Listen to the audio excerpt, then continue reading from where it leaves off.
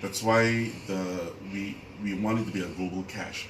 You carry just in your wallet, normally your phone, right?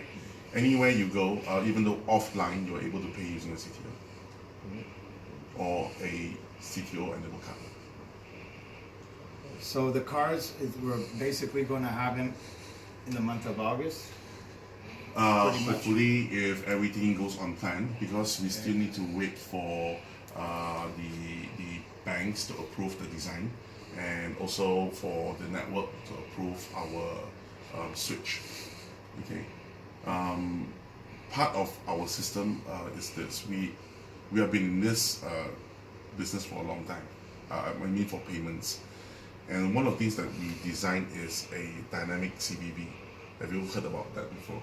So basically, when you look at your credit card, right, the number at the back there is normally fixed, right? We have developed a system that number is always rotating. So that even though you take photo of the card itself, you can't use the card because the CVV is always different. But it's been replaced with, of course, the 2FA by the operators, okay?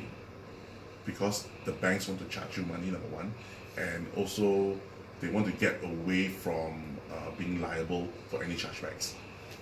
Okay, so when will be the members to get this digital card? You have to first go through a KYC process. That is by a third party. We are working with a third party now. There are 3 parties we're trying to work with. The most expensive is Jumio because it costs us $12 to KYC you. We don't want to charge you $50 for a card because the card is not so expensive. All right, the card is probably like $30 or something like that. 1 whole year of annual fee plus everything. Because if you were to go to China, you buy from Black Hawk, okay, with $100 card, it will only be $100, right? If you go to Japan, you buy any of those gift cards, it's only that price. Because now we are buying not a huge volume, that's why there is some cost involved. We're trying to get that as low as possible so that we can actually make it as low as possible for you guys. Okay. We normally can use third party to do this, but now we opt to use our own switch. It's because we want to keep your transaction fee low. Okay. But for Union Pay, what we have done is every time you swipe, it's free, only Forex. But for MasterCard, because there's a network fee, because that router is ours, we have to pay about $1.50 to $2.50 for every time you swipe the card. Whether you go through or you don't go through, I have to pay a fee. Okay? So now what we're trying to do is to actually put ourselves into a program whereby we can go for this low volume transaction or LVTs. So it's like Apple Pay, iTunes, 99 cents kind of thing, right? So it will be a very, very low fee. So we're trying to get into that program as well. So all this is happening by August. Hopefully the project. It makes sense. I mean, everybody understands here that things are not accomplished overnight. I have one more question just for the recording. You're still recording? Right. For the USA, because we have a big team in the USA.